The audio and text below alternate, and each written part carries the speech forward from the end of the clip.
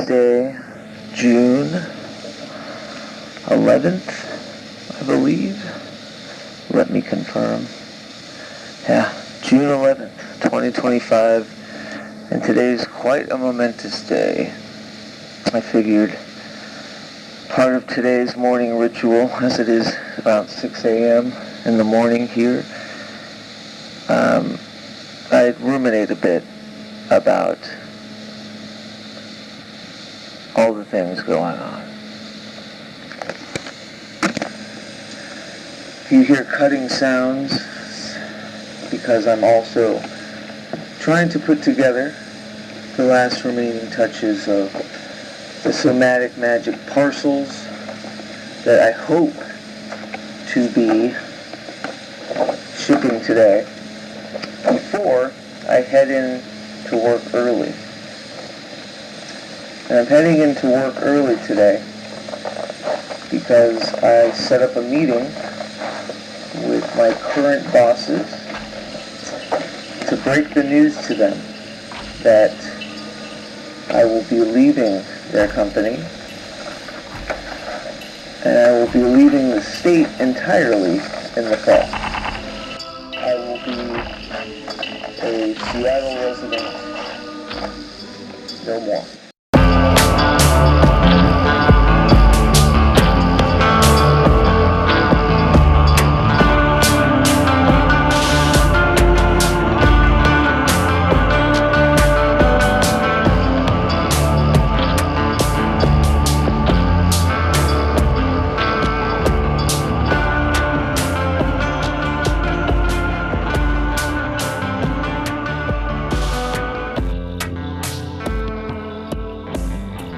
So of course in my chaotic, brilliant mind, I decided to add even more weight to the walloping projects that I have going on right now, and instead of finalizing one video and audio cast, of which I have scripted, I've decided to make it a 3-part extravaganza in which all parts will correlate to hauntomantic tenets.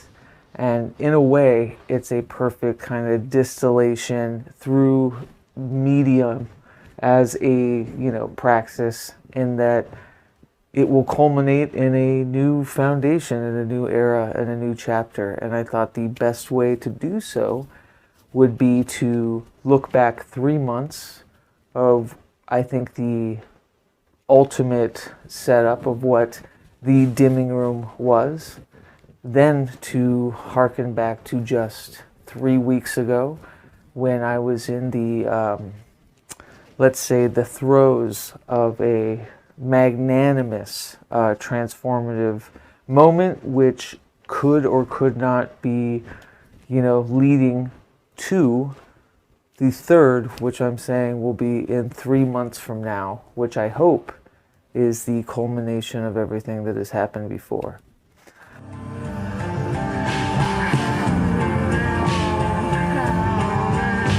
Anyways, back to the scheduled programming of tonight's audiomancy, the lost album from Revelry, entitled Raz Al Ghul.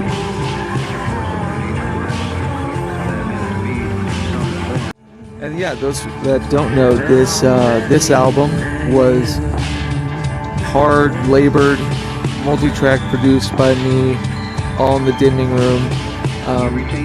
Recorded about 9 songs, maybe 10, plus an assortment of many others. But after releasing this song as a song sigil and another one,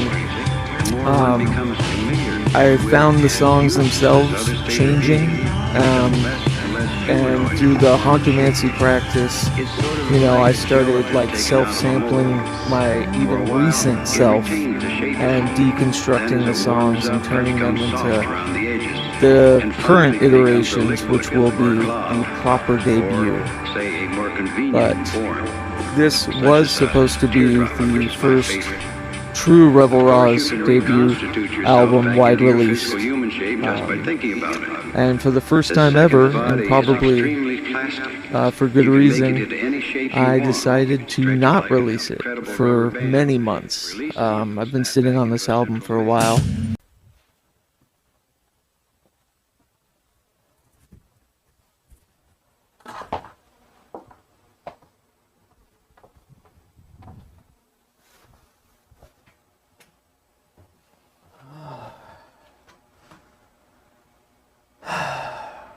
Welcome everyone. If you're watching this, this is probably the 7,000th stream or camera or audio or some other form of technical medium practice or rehearsal or test or Lord knows. Anytime I try to assess where I'm at within the PRAGMAGICK current, I realize that I do too much.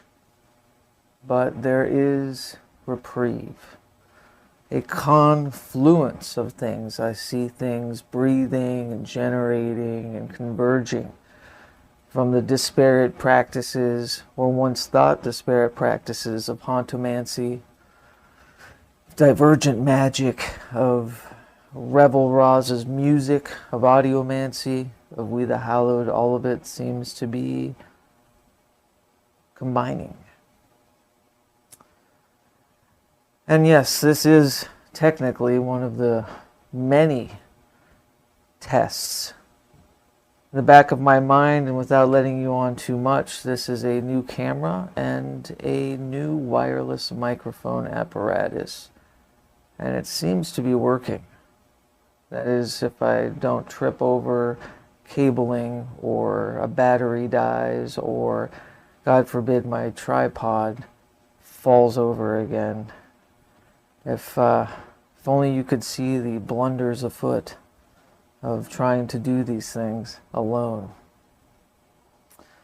Such is the process, though, and I've always been mired in the process. I dig the processes, but I also am weary about taking too long to birth things, for things to gestate, to malform and mutate. And it's interesting because in hauntomancy, an artistic pragmatic side of it and its practice side of it, it is a bit of a self-sample culture. And I keep coming up to, when are things, we'll just call that a ghost, when are things actually finished? And the answer to that, at least in my practice, is never. They're just given up on for a while, or allowed to encase a certain formation for however long, until untethered, frayed points of it or constructs of it continue to bark and mutate and evolve within. And that's when you pluck them and malform them, transform them, mutate them, and birth something new. And yes, in that case, sometimes it can be maddening. And in a economy, if you will, of content creation, it's a zero-sum game. In the sense that I want to care. I want the intention to be there, but I also want to exalt human error and mistake and all of the rough around the edges. So rarely is something not finished because I didn't think it was good enough. It's mainly because it is always allowed to be regurgitated and messed with and ruined. And I think as a creator, you are owed that right. Especially in this age of AI and all sorts of technosis, quote unquote, and I put that in major quotes. You know, people are trying to rid of these processes. People are trying to compete with machines by allowing the machines to supersede the important processes that we hold dear. And the answer isn't a giant step backwards. It's not nostalgia. It's not remember when the internet was a grand and Old West sort of place. No, it is very much a communion with the inevitable and the transformable. And like anything, when people realize that the singularity most likely will not happen in the way everyone thought it might, and that the people running the platforms on which you share your identity and social media and spend your life now creating to share are run by madcap billionaires and people with little to no interest in the artistic process, I think we'll all get wise into understanding that everything will fall in place and that vulnerability will be sought, and these endless tests and these endless attempts at doing things from these mortal hands will kind of never cease to be amazing. Granted, I'm not saying that any of what I'm doing is amazing. I mean all this to say that I'm completely up against a culture and a timeline that merits itself on hustling and product creation in a hyper construct and construction to which I always knew, there would be no competition. I've always put myself away and outside of any of those easily falling into sort of lines and ley lines. But it does get a bit wondrous when I find myself perfecting or working almost against myself, trying to figure and consort and rewrite and reconstruct. And that might be the untethered or untenable parts of hauntomancy, is understanding when a construction is constructed and to let it live and to let it breathe as is. Of course, jot the things that maybe still bark or irk, or rhythms or melodies or, drum sounds or writings or thoughts. Make a note, log that, allow that to branch off and mutate in other ways, but not at the expense of the initial intention, which is to construct something worthwhile and timeless and interesting and human. And I think I'm just forever battling against this accepted notion of content. But, it is what it is. That all said, I'm also mired in the wondrousness of platforms like Patreon and things outside the purview of wide-eyed, viewability. So I'm happy to share in the processes of drafts, of writing, of camera tests, of improvised monologues, whatever the fuck this is. Whatever expansive thing this might be, when initially it was just supposed to be a camera and microphone test. But who knows? Like the 4-track demos of Lou Barlow and Sebado, or the bedroom operatic constructions of a Daniel Johnston. Perhaps the medium is the message as well, and that lo-fi, low effort is part of the intention. And I hate that term, low effort. Let me excise from the record. There's nothing low effort about 4-track demos, and those of you who know. It's actually quite a fevered process, creating such things. But more so, it's about the specter of knowing when something is finished. Yes, it might not have the ironed out or perfect expanded upon original vision, or you never were able to fit an orchestral section on that 4-track cassette tape, but you know what? It sounds ready as is. And that's great too. There needs to be a place for that. I've been waiting to put out the new PRAGMAGICK episode and behind the scenes testing all of this analog, video equipment and hard sought, rare magnetic tape constructions of analog projection feedback and all of that, and that's all wonderful, and there can be a prism of creation where you're always exploring and experimenting there too, but I don't want for that to just become the only avenue of which I deem something worthy to create within or share within. That now more than ever, sometimes these awkward camera tests and microphone tests and awkward angles of trying to get some footage of a magical corner, rarely photographed, and almost impossible to see it through a camera the way I see something, but getting it damn near close enough is good enough. And that's okay too.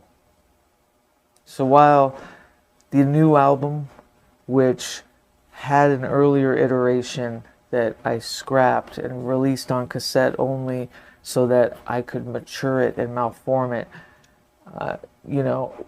and create the big new one that I'm currently working on, or this video essay thing that I'm trying to do transmedium, like within video and podcasting, and somatic magic, our printed cassettes and zines, and We the Hollowed, and the hard work that, pages upon pages of an overview and outline of tenets and a credence of this open source art religion collective. All of these things are consistent. They are mired in the processes, and they are consistently being born. But sometimes it's okay in between to put on an awkward shirt, to sit in a rude corner with a even ruder aspect ratio, and record yourself off the cuff. Warts and all, fragmented thoughts and all. See what spills out, see what comes out. Maybe it looks great, maybe it doesn't, but hey, it's forever casted there. Drafts are now works of art themselves, and you can have your cake and eat it too, damn it. Or something like that.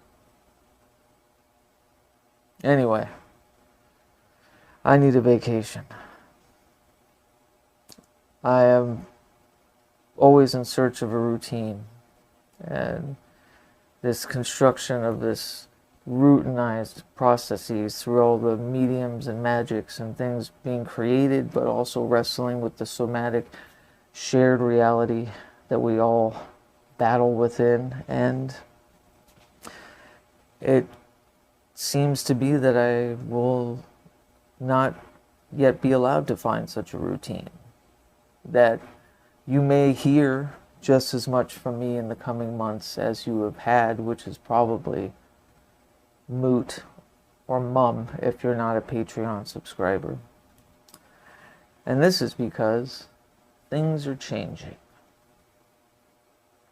I'm not in the dimming room, possibly psychologically right now, to get used to having to work outside those confines of that sacred temple of creation, because things are changing. In the next few months, lives are going to be altered. Paths are going to be re-sewn into the fabric of the Prospektre, and hauntomancy marches on. Things are changing. It's been a long time since I treaded the liminal streams, so wanted to take this opportunity to kind of catch up and give some off-the-cuff guff about the goings-on and all the things that are happening. I hope you guys are doing well. I do a lot. There's a lot going on. There's a lot of new processes. There's a lot of new things being, focused and regurgitated and malformed and transmuted. Kind of the boon and the issue as of late. As some of you patrons know, I posted what was supposed to be another millionth camera and microphone test, and I think I had just hit an apotheosis of disgruntled, but also a form of communication within this whole testing and tinkering phase, where I just started to monologue, and it kind of became a testament to, when an artist thinks something is done or is shareable, and it rarely has anything to do with perfection. It has everything to do with, when the artist gives up, or when they think that, a vision is met, or it's good enough. In my case, it's usually good enough. My continual experimentation with dead technology and, old forms of media, especially equipment, battling these lifelines that are kind of intrinsic in them too. Are the batteries going to persist? Is the lithium, the actual elemental pieces of this equipment that has been discarded the last 30 years or whatever, is it going to give out? And unfortunately, I come across, that is the cross to bear when working with, all of this discarded dead technology, is you find that you may give it life in one last breath of gust, and focusing that journey or that finality of a vision, it gives out and it gives up the ghost. And that's just something, you have to parlay with, I think, especially in deeply intrinsic artistic practices too, is that's where the communion is that you're working with this technology, you're giving it life again, but it does in a way have a ghost all of its own, and it decides when it's had enough, or the decay is too much, and you have a really expensive paperweight at the end of the day. And the dimming room here, where I am floating in this kind of blue vortex, is a veritable cemetery of dead technology. My deep hope to routinize, or to find these conduits of ways where I can be multi-armed and multi-dimensional at the drop of a coin, and I have a cache of weaponry at the battle station that I can pick and foresee a vision, or paint a picture without so much back end hullabaloo. That may just never happen the way I previously intended on wanting it. That part of this deep parlay within this artistic process, whether it's PRAGMAGICK or We the Hallowed, or the album, is that I'm always going to be contending with the dynamism of being deeply intentional with the pieces and the gear and the animism of what I'm working with, or the space. And it can work against you sometimes, or it can have other intentions that it needs to figure out first. So I'm in a very deep process as of late of reflection. I'm getting the breath and the awarded relaxation of knowing that the stress of time and self-imposed deadlines is so antithetical to the artistic process as a whole a lot of the time, especially in this age of fucking hyper hustle culture, content creation, bullshit, that somehow psychically kind of poisons us all into thinking that, you know, we need to create at a momentum or produce at like a momentum akin to everyone else, or on some sort of circadian rhythm that's attached to everything else. And, you know, that's just not the case. Granted, I still do a lot, and I'm forever finding ways to like tickle that part of myself that wants combustible, you know, creative exorcisms, while also tending to the big ideas and big projects. And yeah, so as of late, I've been really psychically kind of binding myself to that notion that, you know, leaving a lot of room up for transmutation or for things to change. I mean, the album that I've been working on forever, it's the first time in my life as a, you know, songwriter, or as somebody that has recorded and released music, has not just released an album and you know, moved on to the next album. You know, I released this last album, or that iteration, this guy, you know, on cassette tape, and that was a way of putting it to bed, but knowing it wasn't finished, that I was going to keep working on it. It wasn't right yet, or it didn't attune to the vision, and being okay with however long that took.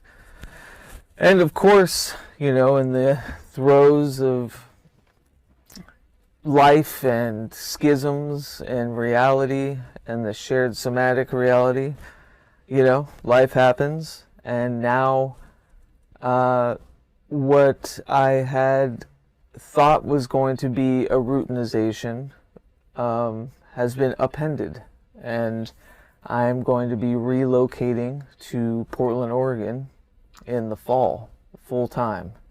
Back to Portland, back to the place that created pretty much the track that I'm on now.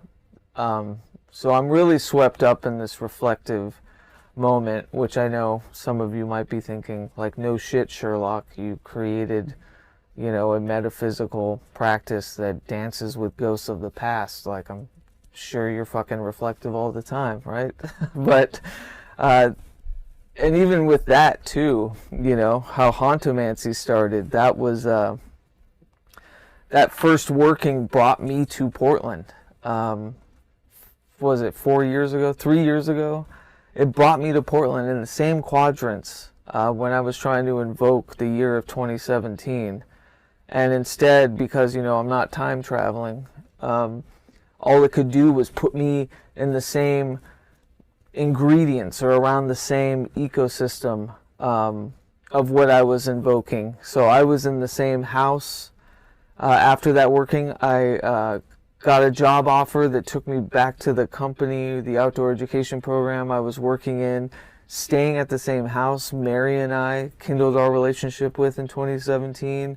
I was completely thrusted back in the Portland atmosphere, but, you know, time is linear, right? So everything had kind of moved on that needed to move on. So I knew then that I wasn't ready to go back to Portland, and that, you know, that specter working was only the first part of an ongoing hauntomantic practice. And here I am, you know, many hauntomancy practices later, and I am now being almost awarded the return to Portland, knowing what I know now.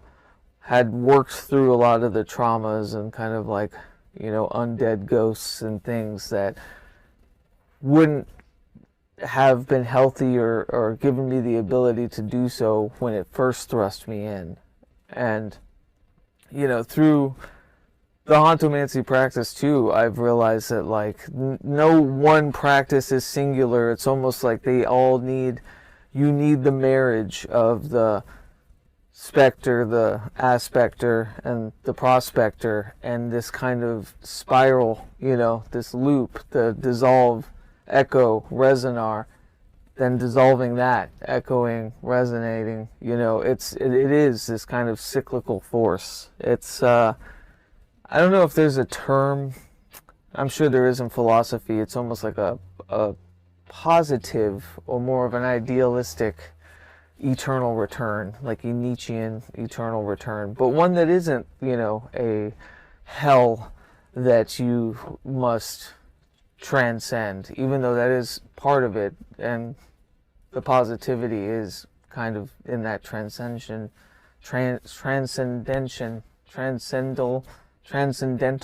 movement. I don't know. Portland was the first city that I chose that had no relation. I had no family, no friends. I was 18, 19 years old, jumped off a train, and Portland became this thing in my life that, whether I like it or not, is an unmovable, unshakable, foundational force. And I think when I look deeply into what the last 5 years provided, not counting my sojourn to Denver, you know, I have moved a lot in the past 5 years. But when I think about leaving Portland in 2019, I think about a lot of unfinished business, but I think about it being something that I needed to leave. It had hit a point where I needed to test what I had gained and the momentum that I had, and I needed to break that down. I needed to dissolve that, right? And then I needed to find out what to echo, what actions, what things, what builds me as a human, you know, what's in my DNA. And a lot of that stuff, you know, was situated, was orchestrated, was created in Portland. It birthed my dog, you know, it birthed my relationship, it birthed We the Hallowed, it birthed PRAGMAGICK, it birthed Revelator Roz, it birthed, you know, some of my best testaments and architectural, you know, artistic moments. It's, whether I like it or not, it's, for all intents and purposes, like where I'm from. It's the place I've lived the longest in my life, even though that's not saying much. I think collectively I've lived there 10 years, which is longer than any city I've lived in my life. And yeah, like I was saying, it wanted to thrust me back there when I started hauntomancy. It wanted to put me back. Oh, you want to invoke 2017, the bounties of 2017 that birthed, you know, your relationship, that birthed the podcast, that birthed Cactus Crown, the Dakota Slim album, that birthed all these magnanimous things. Well, here, I can't, you know, hauntomancy was basically saying, I can't, you know, give you those things as they were, but I can put you back in the same environment because, you know, a lot of things have moved on since then. So here you go. And that's, you know, that's what happened. I was thrust back there and was like, whoa, I'm not ready for this. I don't want to be back here yet. I'm not done here. And so I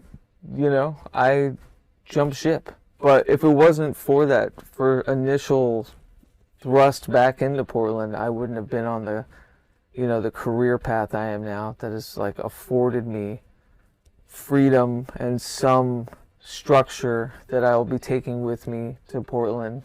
You know, it feels earned. It feels like a prodigal son kind of moment in that, you know, I am bringing back a changed and attuned kind of self.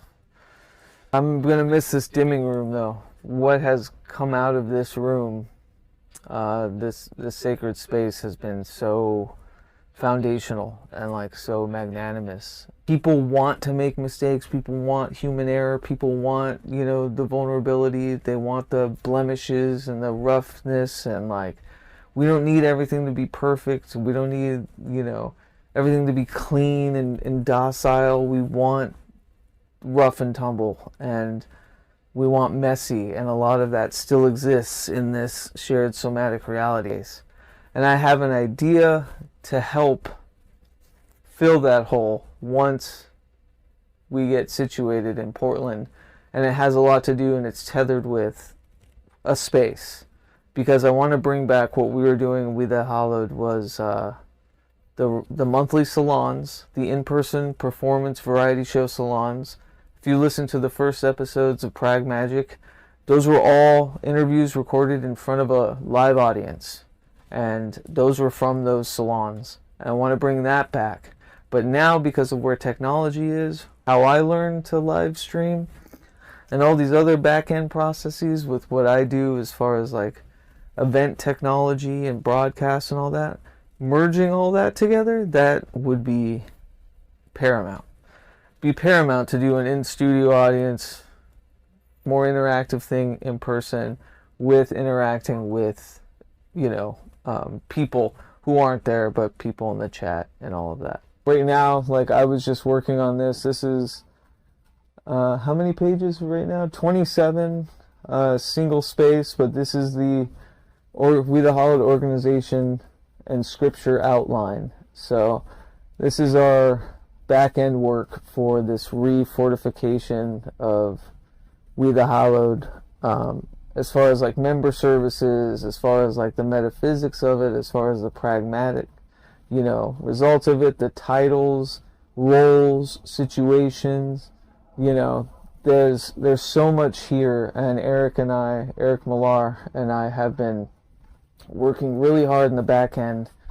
10 years later, here we are, and we should have this printed and published relatively soon, you know. So that's a huge, huge thing for us at the moment. And that all comes into what we were talking about, where, you know, if we host these monthly, at least monthly salons, maybe it can be more shows or broadcasts under We the Hollowed doing different things, but it would also, you know, that's part of all of this foundational structure as well. So that's a little insight on that. I've shared a rough draft of it through Patreon. We've changed a lot of that since, which reminds me this week I'll share an updated draft. I've been trying to keep patrons privy of all of the back end structuring, even the wooest of woo that's in there, or the philosophical, existential, nutsoid ramblings, all of it.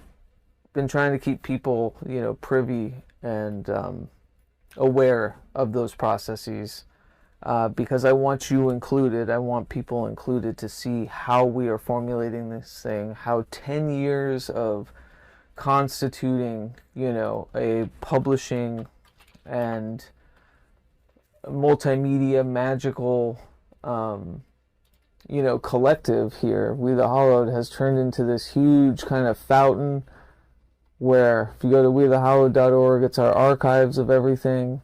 We now, you know, integrated a store. This is our somatic stuff that we've been doing, which has been going well. Actually, next month, because of my moving, we've initiated artist-curated somatic packages. So next month, Eric Millar is going to curate the package for somatic subscribers. So it's going to be printed, published books and stuff. It's going to be really exciting. And if you go to the store, you can see all the recent stuff. Here, I just put the first episode of Hauntomancy that's on cassette tape that only patrons, only somatic patrons have had access to, is now public. People can order it. Same with the new album or Eric's recent published zines, all the books, like all of this. It makes sense to me how to branch all of this. This is what We the Hollowed was always intended to be, was a kind of umbrella, an ability, like an avenue and a current to publish all of this stuff, whether it's like, you know, these printed newsletters or, you know, even hosting articles on the site. You know, here I talk about the last, or how it was started. There I am announcing to the world We the Hollowed 10 years ago at an art gallery. That was my room back then. This is the digs of mine all the way back then in Portland. Just a scramble-brained ruffian creating all this stuff. But yeah. So all of that is like, it makes sense when people say you need to do things for 10 years before you kind of like figure out what it is. I think that's true about everything I've done with DAKOTA Slim, with the music, you know, with We the Hollowed. Eric's putting out amazing book reviews that are getting, you know, widely circulated, which is really cool. So the website's still going strong. We have spent 10 years building all of this, and I feel like it's finally coming to a head. And it's just so funny that it's coming to a head that are abound. Like I'm very aware, you know, like whether it's hauntomancy and those workings and thrusting me back into Portland and like spending too much time tinkering with back end things, that it's getting in the way of actually creating. Like I'm listening, I'm paying attention to those specters, I'm paying attention to We the Hollowed, I'm noticing the 10-year nostalgia loop, as John and I pointed out, from our dear friend C.W. Chanter. I'm noticing how to dance with that 10-year nostalgia loop, how to commune with it, how to work with it, how to progress with it. I'm paying attention. I'm hearing all of the signs, and I'm heeding them. I'll get around to editing some form of PRAGMAGICK episode. Maybe I'll take some from this Patreon stream and hobble together some form of testament that I can publish out into the world saying, hey, we have all this crazy stuff happening. We've never been more productive creatively wise, but I'm also moving to Portland, so things might be stuttered, but hey, I'm moving to Portland. Like, remember that? Remember the Portland occult podcast triangle with Arnomancy and Alex Cast? That can happen again, you know? I'm in that tryst where I'm taking my time, I'm being present, I'm relishing and reveling in the bounties of the past 4 or 5 years in Seattle, and I'm also future casting, you know, as hard as I can about what's gonna happen once we touch Earth in Portland. And I will be in and out of Portland over the next few months, looking at places and dotting this line. But it was important to me to at least be off the cuff and just tell you guys, you know, what's been happening. I feel like I haven't been as like fluid about all the goings on, and it's great to see you. I will probably cobble something together to put out to the public world, a PRAGMAGICK, you know, episode, saying all of this maybe in a more concise manner. But there's a lot coming, and I'm really excited about it. But I'm also trying to remain present and enjoy, you know, this nape of summer that is about to be a transformative few months while things get radically different the next year or so. More music too. I will have, I'm thinking a single at least for the new album will be done before the fall, and I'm thinking the album probably should be out around Halloween, honestly. That's what I'm shooting for, because I've gotten so far with it. Such a resonant piece of work that's coming down the line, and I can say that pretty much about everything. So, whew. Anyways, thank you so much for hanging out and joining me. And yeah, there's so much more down the line, but I think I'll end it there and let you good folks get back to your lovely Sundays. I was born on a Sunday, and I shall rest on one too. Big love to everybody.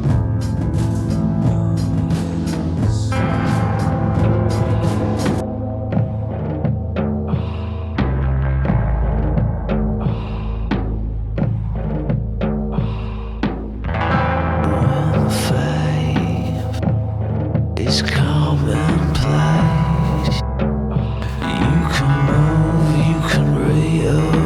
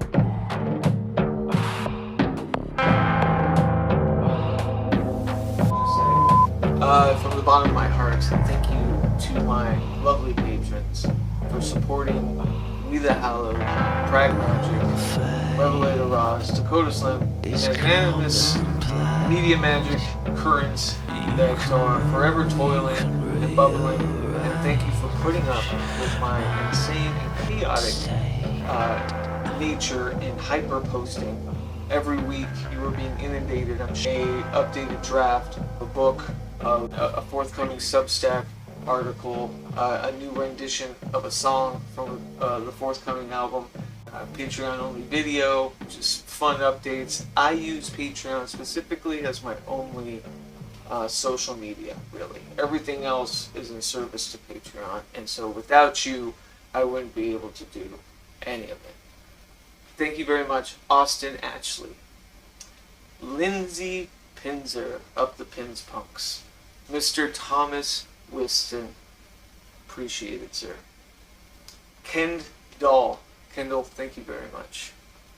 Madam Psychotic, boy, I know who you are, and you know I got you. The Bright Star of Cain, the Rhythm Mancer himself, thank you.